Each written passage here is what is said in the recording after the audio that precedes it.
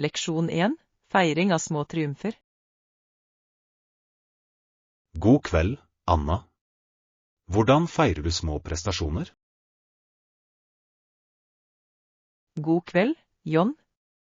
Jeg feirer dem med takknemlighet. Hva med deg? Jeg belønner meg ofte med en favorittgodbit. Det føles spesielt. Det er en utmerket idé. Litt nytelse kan være motiverende. Ja, det er sant. Det minner meg på at hvert skritt teller, uansett hvor lite det er.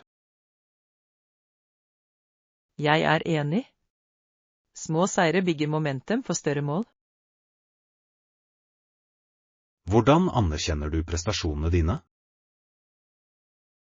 Jeg fører dagbok. Å skrive om dem får dem til å føles ekte. Det høres givende ut. Går du ofte gjennom innleggene dine? Ja, jeg liker å reflektere over fremgangen min. Det inspirerer meg til å fortsette. Jeg liker å dele prestasjonene mine med venner. Støtten deres er oppløftende. Det er en smart tilnærming. Deling kan forsterke gleden. Har du noen gang arrangert en liten feiring for en prestasjon? Det har jeg. Jeg arrangerte middag med nære venner. Vi feiret sammen. Det er fantastisk. Å feire i selskap kan forbedre opplevelsen. Det gjør det i hvert fall. Latter og glede er smittsom på slike arrangementer. Hva slags aktiviteter inkluderer dere i feiringene deres? Jeg pleier å lage et morsomt spill eller en skål. Det gir mer spenning. Det høres herlig ut.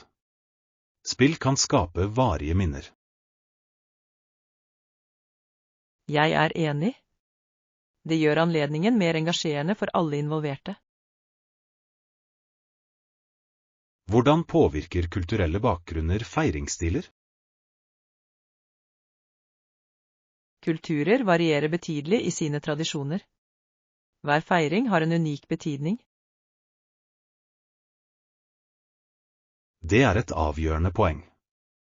Jeg setter pris på å lære om forskjellige skikker. Å feire små prestasjoner kan forene mennesker, uavhengig av kultur.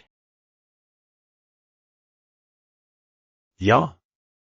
Å dele personlige seire fremmer kontakt og forståelse. Hvilke andre måter feirer folk på? Noen foretrekker stille refleksjon fremfor offentlige utstillinger. Det er sant. Alle har sin foretrukne måte å feire på. Synes du det er nødvendig å feire alle prestasjoner? Jeg tror det er viktig å anerkjenne fremgang, uansett hvor liten den er. Det oppmuntrer til en positiv tankegang. Det motiverer en til å strebe videre. Hvordan har feiringer formet ditt syn på suksess? Feiringer minner meg om at suksess er en reise, ikke bare et mål. Jeg elsker det perspektivet. Det fremmer tålmodighet og utholdenhet. Har du noen gang følt deg uverdig til å feire en prestasjon? Noen ganger føler jeg det slik. Da minner jeg meg selv på at all fremgang er gyldig. Det er en viktig erkjennelse. Hvert steg fortjener anerkjennelse. Hvordan kan man overvinne følelser av utilstrekkelighet når det gjelder feiringer? Man kan praktisere selvmedfølelse. Å erkjenne sin egen verdi er avgjørende. Ja, det kan være utfordrende, men det er til syvende og sist givende. Hvilket råd ville du gitt noen som nøler med å feire prestasjonene sine? Jeg vil foreslå å starte i det små. Å anerkjenne en liten seier kan utløse endring. Det er et utmerket råd, Anna. Små skritt fører til større fremskritt. På hvilke måter kan folk gjøre feiringene sine mer meningsfulle? Å personliggjøre feiringen kan øke dens betydning. Personlige detaljer gjør arrangementet minneverdig. Ja, virkelig. Hver enkelt persons reise er unik, og feiringen bør gjenspeile det. Hva vil du feire neste gang? Jeg gleder meg til å feire at et prosjekt er ferdig. Det har vært hardt arbeid. Gratulerer på forhånd, John.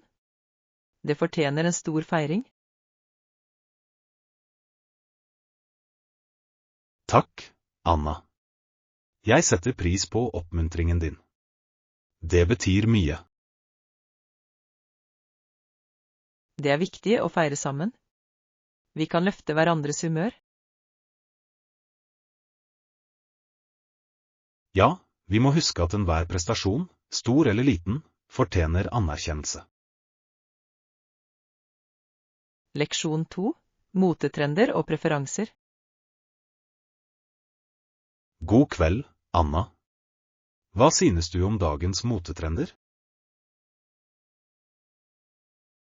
God kveld, John. Jeg har blandede følelser om dem. Noen trender er tiltalende, mens andre er tvilsomme. Det er interessant. Hvilke trender synes du er tiltalende? Jeg setter pris på gjenoppblomstringen av vintage-stiler. De bringer nostalgi og sjarm. Vintage-stiler har en tidløs kvalitet. Hva med trenden med overdimensjonerte klær? Jeg synes overdimensjonerte klær er komfortable, men ikke alltid flatterende. Mange liker den avslappede passformen. Har du prøvd den selv? Jeg har prøvd det. Jeg følte meg komfortabel, men jeg var usikker på hvordan det skulle se ut. Noen ganger kan komfort seire over stil. Hva synes du om dristige farger? Jeg elsker sterke farger. De kan uttrykke personlighet og kreativitet. Jeg er enig. Lyse fargetoner kan ha en betydelig innvirkning. Hva med dyreprint? Dyretrykk kan være stilig, men de kan også være overveldende.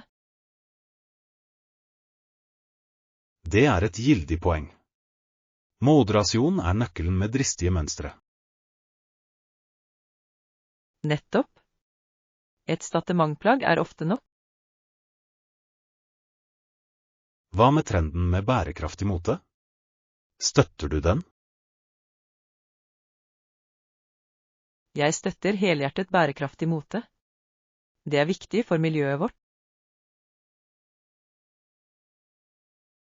Jeg beundrer holdningen din. Den fremmer ansvarlig forbruk. Ja, vi må være bevisste på valgene våre. Mote kan være både trendy og etisk. Er det noen trender du sterkt misliker? Jeg misliker trender som prioriterer utseende fremfor komfort. Komfort er viktig, spesielt i daglig bruk. Ja, livet er for kort til å være ukomfortabel i klær. Det er en fantastisk filosofi. Hva synes du om hurtigmote? Jeg er kritisk til det. Det oppmuntrer til sløsing og undergraver kvaliteten. Mange deler dine bekymringer. Implikasjonene av hurtigmote er betydelige. Ja, forbrukerne må informeres. Bærekraftige valg må promoteres. Hvordan kan motemerker oppmuntre til bærekraft? Merkevarer kan prioritere miljøvennlige materialer og etisk produksjon. Det ville tiltrekke seg mer bevisste forbrukere. Hvilke trender håper du å se i fremtiden? Jeg håper på mer inkluderende størrelser og mangfoldig representasjon innen mote. Det er et avgjørende spørsmål. Alle fortjener å føle seg representert. Absolutt. Mote bør feire alle kroppstyper og bakgrunner. Hva med teknologi innen mote? Ser du på det som en positiv utvikling? Teknologi kan forbedre mote, men den bør ikke overskygge kreativiteten. Godt sagt. Innovasjon har sin plass, men tradisjon er også viktig. Mote trives med en blanding av gammelt og nytt, ikke sant? Ja, det skaper en unik fortelling. Hvilke motetips vil du dele? Jeg vil anbefale å bruke det som gir en selvtillit. Selvtillit er det beste tilbehøret, ja. Den forvandler virkelig ethvert antrekk. Hva er din favorittstil? Jeg foretrekker klassiske stiler. De er allsidige og går ikke av moten. Det er smart. Tidløse plagg kan styles på mange måter. Tror du at trendene kommer tilbake etter noen år? Mote resirkulerer ofte trender. Det som en gang var gammelt kan bli nytt igjen. Det er helt sant. Det skaper en følelse av kontinuitet i moteverden. Ja, og det hjelper enkeltpersoner med å uttrykke sine unike stiler over tid. Mote vil alltid være en kunstform i utvikling, ikke sant? Ja, John. Hver enkelt person setter sitt preg på lerretet. Takk for denne opplysende samtalen, Anna. Jeg gleder meg til å diskutere flere trender i fremtiden. Leksjon 3. Planleggerdilemmaet. God morgen, Anna. Jeg håper du har det bra i dag. God morgen, John. Jeg har det bra, takk. Hva med deg? Jeg har det faktisk ganske bra. Jeg har tenkt på planleggere i det siste. Det er interessant. Mener du digitale planleggere eller fysiske? Jeg refererer til begge. Hver type har sine unike fordeler og ulemper.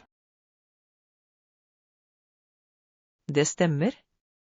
Jeg foretrekker å bruke en fysisk planlegger. Det føles mer personlig.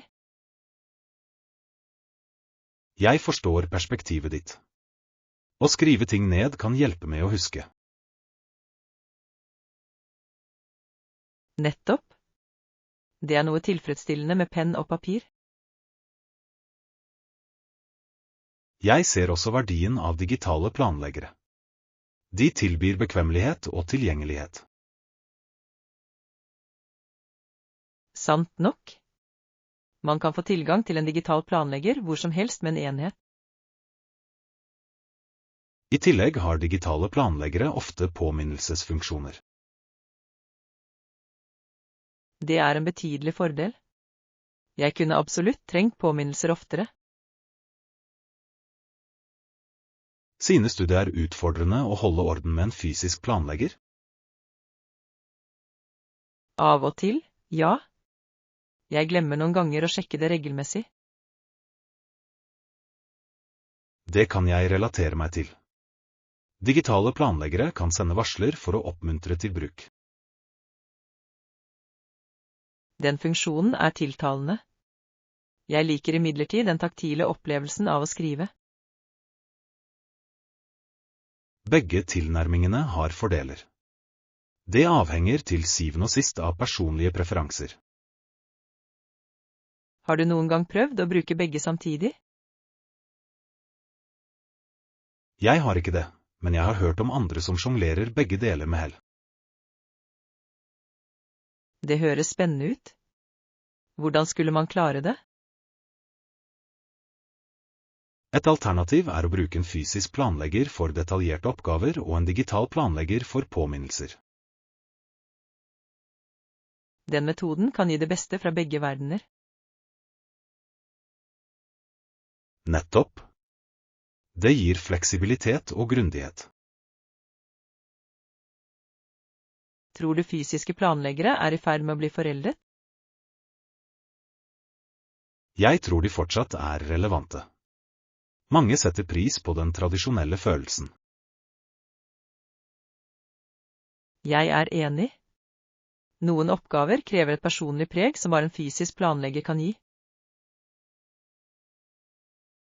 Det er fascinerende hvordan disse verktøyene utvikler seg med teknologien. Kombinasjonen av begge metodene kan faktisk appellere til et bredere publikum.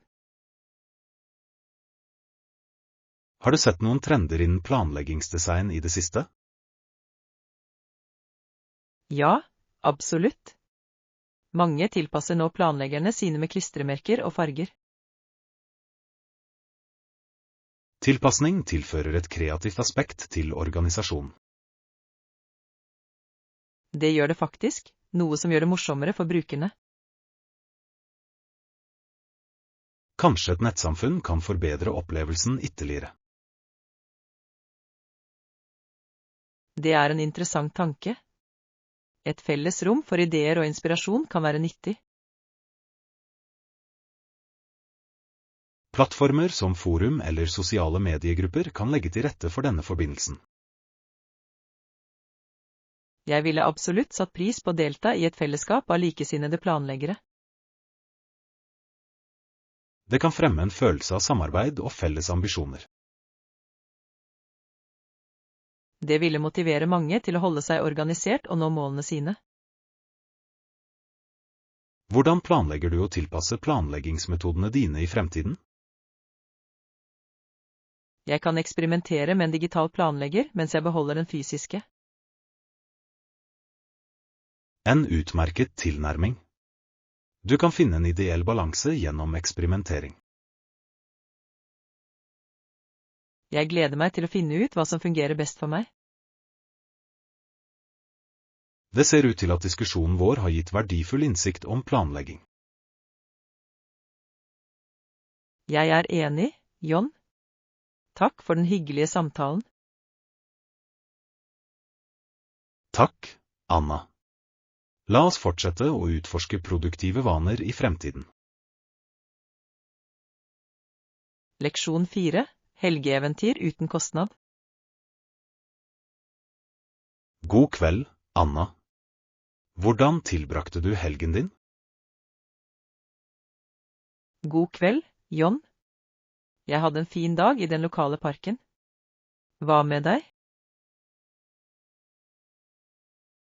Jeg besøkte en gratis kunstutstilling i sentrum. Det var virkelig bemerkelsesverdig. Det høres herlig ut. Jeg elsker å utforske kunst. Hvilke type kunst ble presentert? Utstillingen viste moderne verk, inkludert malerier og skulpturer. Så interessant. Jeg synes moderne kunst er så uttrykksfull. Hadde du et favorittverk? Ja, det var et stort, fargerikt veggmaleri som fanget oppmerksomheten min. Det representerte fellesskapsånd. Det høres inspirerende ut. Kunst kan formidle sterke budskap, ikke sant? Absolutt. Det kan vekke følelser og vekke tanker. Hva er din favorittaktivitet i helgen? Jeg liker å gå turer i naturen. Det er forfriskende å være utendørs. Fotturer er en fantastisk måte å komme i kontakt med naturen på. Har du en favorittursti? Ja, det er en vakker sti nær en elv. Landskapet er fantastisk. Det høres fortryllende ut. Naturen tilbyr en fredelig flukt fra hverdagen. Ja, virkelig.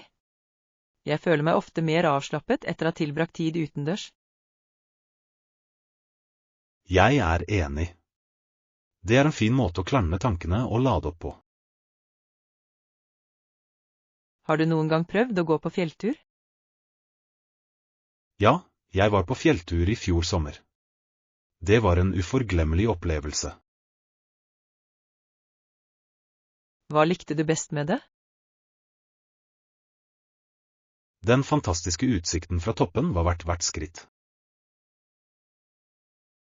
Naturen har en måte å fengsle oss på. Hva synes du om fellesturer? Gruppeturer kan være veldig hyggelige. De gir også sosial interaksjon. Jeg tror de fremmer samarbeid.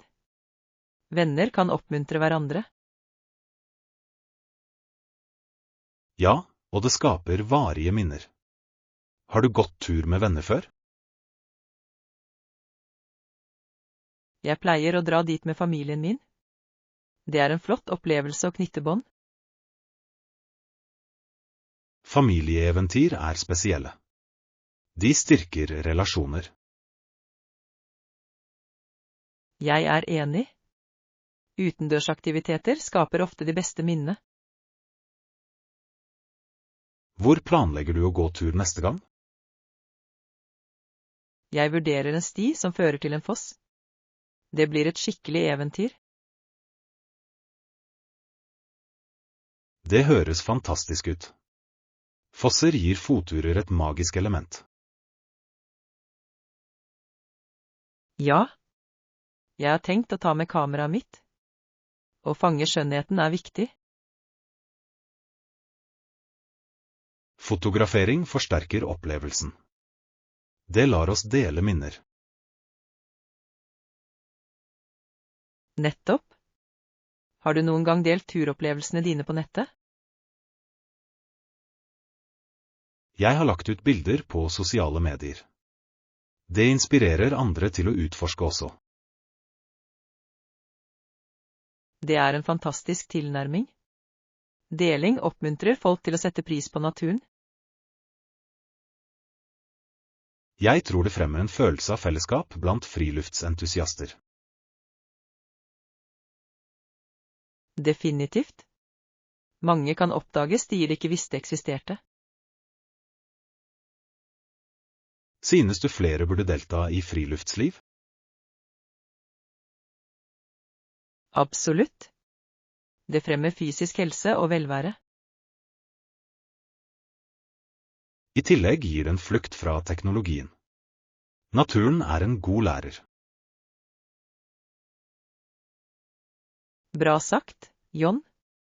Naturen minner oss på å senke tempoet og sette pris på livet. Ja, ja. Hver helg byr på en ny mulighet for eventyr. Jeg gleder meg til å planlegge flere utendørsaktiviteter.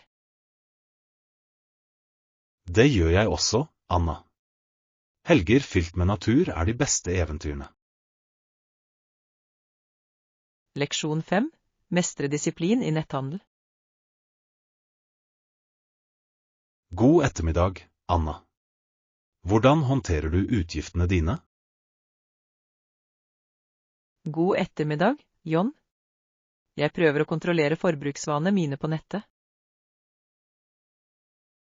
Det er en viktig ferdighet å ha. Hvordan begrenser du impulskjøp? Jeg setter et budsjett for meg selv før jeg begynner å handle.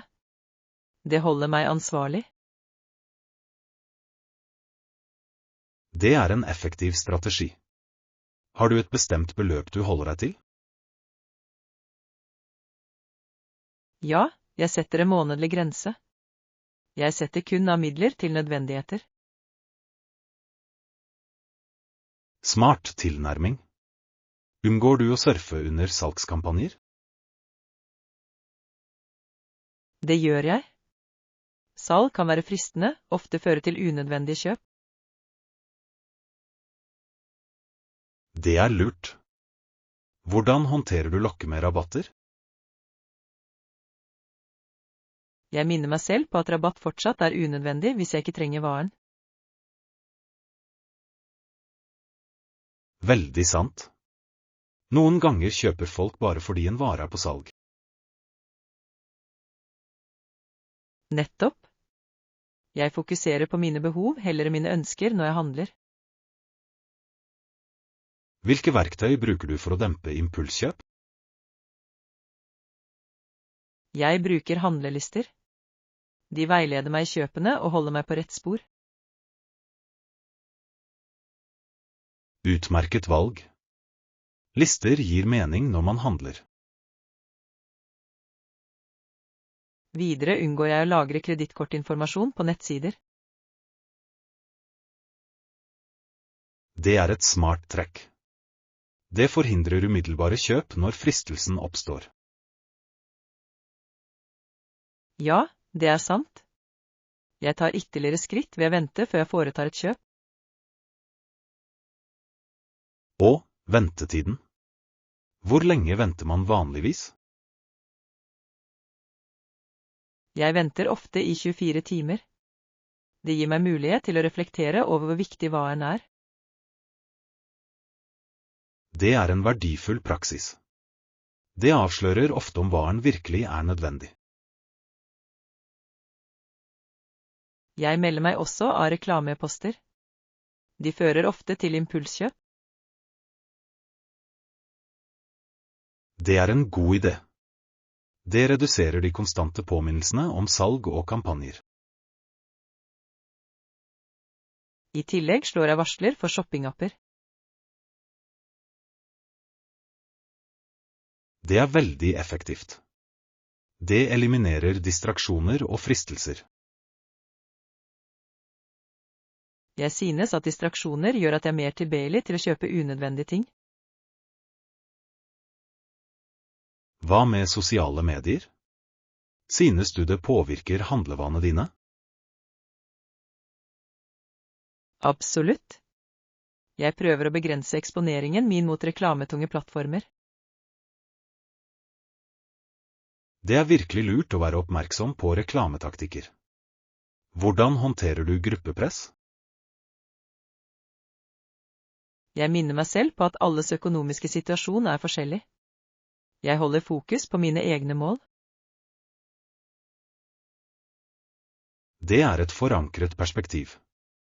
Det kan være vanskelig å forbli upåvirket av andre. Ja, det er viktig å prioritere min økonomiske velvære. Har du tenkt på å dele erfaringene dine med venner? Det har jeg. Å diskutere det kan også hjelpe andre med å innse sine egne forbruksvaner. Det kan fremme et støttende miljø. Sammen kan folk spare mer. Jeg tror det. Å oppmuntre hverandre kan skape positiv endring. Hvilket siste råd ville du gitt til noen som sliter med impulskjøp? Jeg vil anbefale å starte med små grenser og gradvis øke dem. Det er et godt råd, Anna. Små endringer kan føre til betydelige resultater. Jeg håper mange synes disse strategiene er nyttige. Jeg er sikker på at de vil. Takk for den opplysende samtalen, Anna. Takk, John. Det har vært en glede å diskutere dette emnet med deg. Det har vært en glede. La oss fortsette å dele innsikten vår i fremtiden. Leksjon 6. Podkaster for nye lyttere. God ettermiddag, Anna. Har du hørt på noen interessante podkaster i det siste? God ettermiddag, John. Ja, jeg har utforsket noen. Har du anbefalinger for nybegynnere? Absolutt. Jeg synes Serial er et flott utgangspunkt. Den er fengslende og velprodusert. Jeg har hørt om den. Den forteller en fengslende historie over flere episoder, ikke sant? Ja, det gjør det. Hver sesong utforsker en ny sak om et ekte kriminalitetsforhold. Den holder deg engasjert. Det høres spennende ut. Hvilken annen podcast vil du anbefale? Store ting du bør vite er utmerket. Den dekker et bredt spekter av emner på en underholdende måte. Jeg elsker å lære nye ting. Formatet gjør komplekse emner tilgjengelige. Nettopp. Programlederne har god kjemi, noe som gjør det hyggelig å lytte. Finnes det noen podcaster som fokuserer på selvutvikling? Ja, The Tim Ferriss Show er et fantastisk valg. Han intervjuer suksessrike individer for å avdekke strategiene deres. Det høres opplysende ut. Jeg er alltid ivrig etter å lære av andres erfaringer. En annen podcast er Hvordan jeg bygde dette. Den inneholder gründere som deler historiene sine. Det ville jeg synes var inspirerende. Å høre om utfordringer kan motivere andre. Det kan det absolutt. Suksesshistorier gir ofte verdifull lærdom. Hva med fiktive podcaster? Noen anbefalinger? Velkommen til Night Vale er unik. Den presenterer fiktive nyheter fra en merkelig ørkenby. Det høres fascinerende ut. Jeg elsker historier som vekker fantasien. Den er sær og ofte humoristisk. En flott flukt fra virkeligheten. Det ville jeg likt. Hva med komediepodcaster? Conan O'Brien trenger en venn er hysterisk morsom. Conan intervjuer kjendiser på en lettbent måte. Det har jeg hørt om. Humor er en fin måte å slappe av på etter en lang dag. Definitivt. Latter kan lyse opp humøret betraktelig. Finnes det noen lærerike podcaster du vil anbefale? TED Radio Hour er enestående. Den samler diverse TED-talks rundt et bestemt tema. Det er en fin måte å få innsikt fra flere perspektiver i en episode. Ja, temaene varierer mye. Det holder innholdet friskt og engasjerende. Hva med podcaster som fokuserer på personlig økonomi? The Dave Ramsey Show tilbyr praktiske råd om budsjettering og gjeldshåndtering.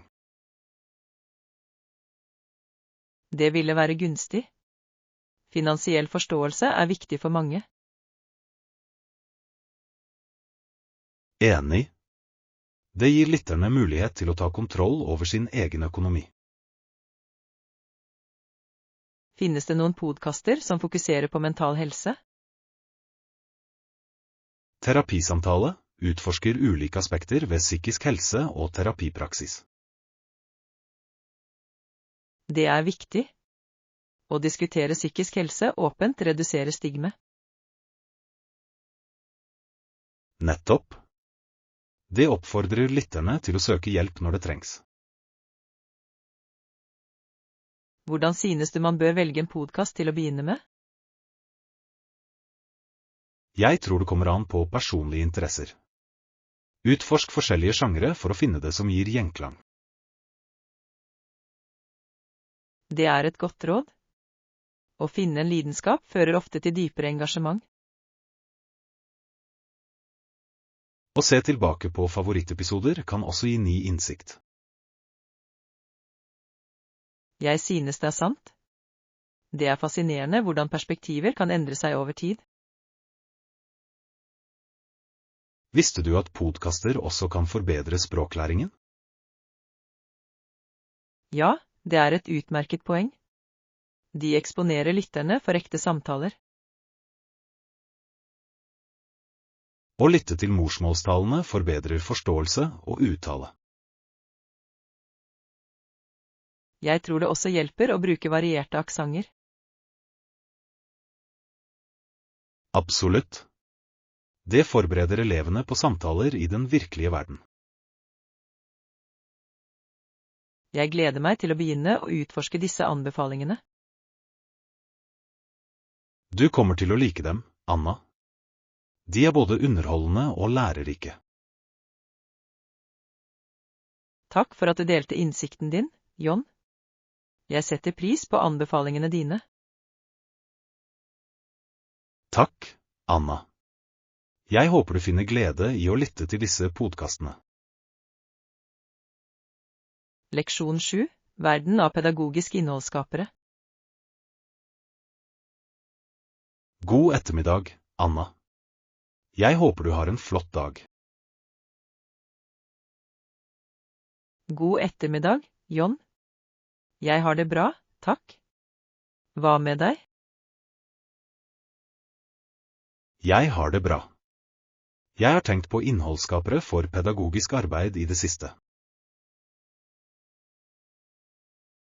Det er et interessant tema. Jeg følger flere innholdsskapere av nettopp den grunnen. Det gjør jeg også. Hvilken type pedagogisk innhold liker du best? Jeg liker spesielt godt naturfag og historie. Temaene er fascinerende. Jeg er enig. Å lære om forskjellige kulturer og vitenskapelige oppdagelser utvider perspektivet. Hvem er noen av dine favorittskapere? Jeg beundrer en skaper som heter Shishov. De forklarer komplekse vitenskapelige emner tydelig. Jeg har hørt om dem. Videoene deres gjør vitenskap tilgjengelig for alle. Nettopp. De presenterer informasjon på en engasjerende måte. Har du noen favoritter? Ja, jeg følger Crash Course.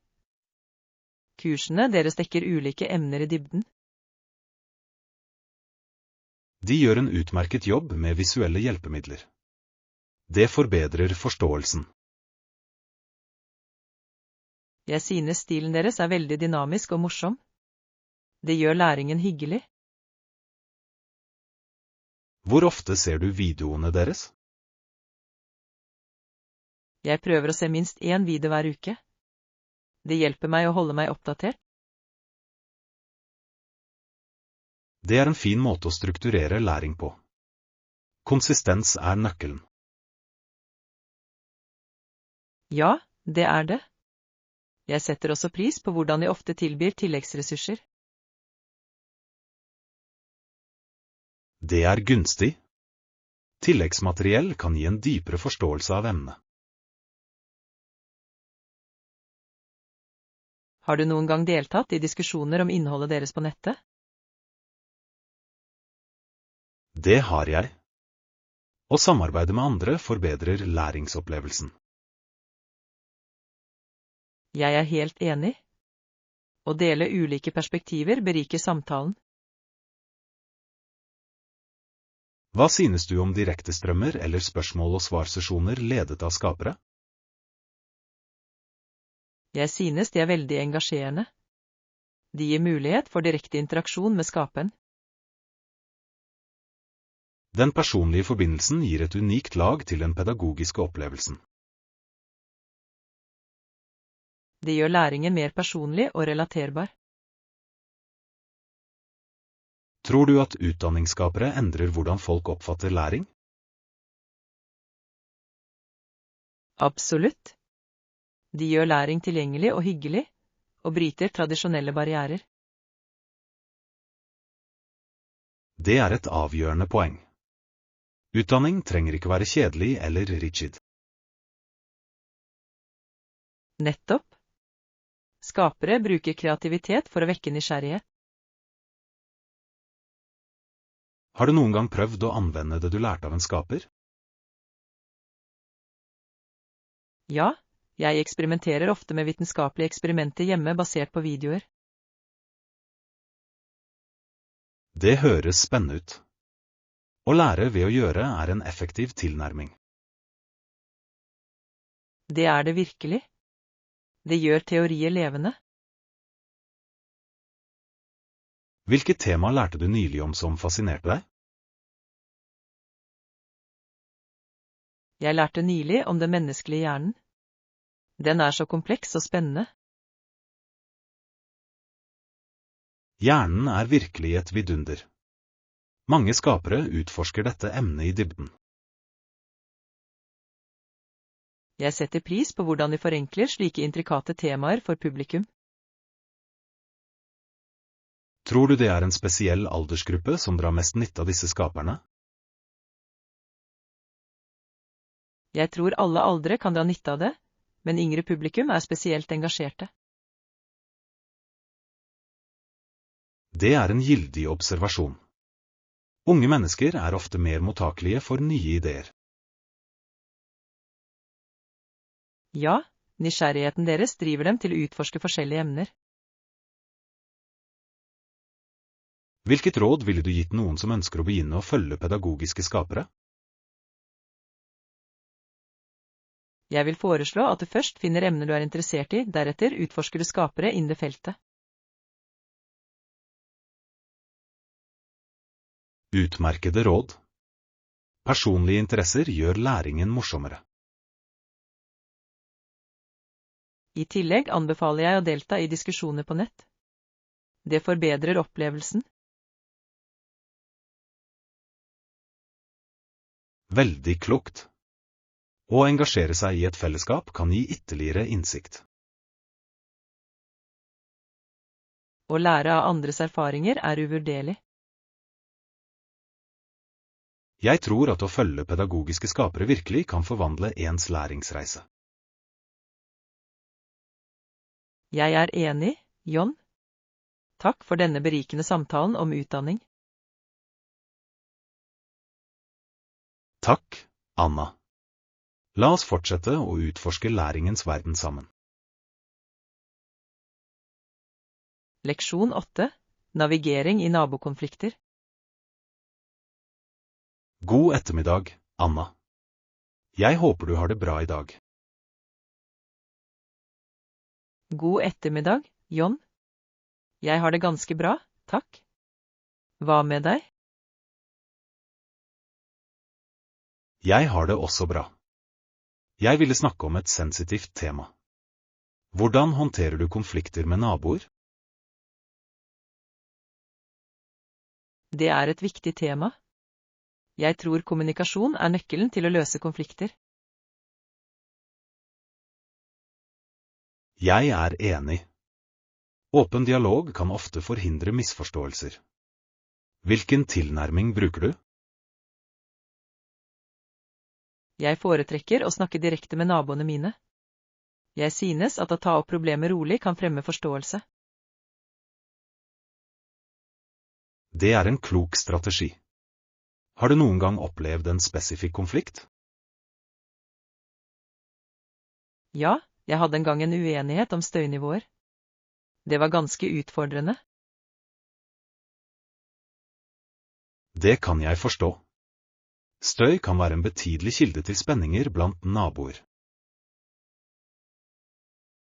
Ja, det var sant. Jeg henvendte meg til naboen min og uttrykte bekymringene mine. Hvordan reagerte de på bekymringene dine? De var overraskende forståelsesfulle. Vi diskuterte saken og kom til enighet. Det er flott å høre. Det ser ut til at fremgangsmåten din fungerte bra. Ja, Det forsterket viktigheten av å ta tak i problemer før de eskalerer. Hvilket råd ville du gitt til noen som nøler med å konfrontere nabo? Jeg vil anbefale å starte med en vennlig tilnærming. En positiv tone kan utgjøre en forskjell. Det høres ut som uvurderlige råd. Det er viktig å etablere en god relasjon. Absolutt.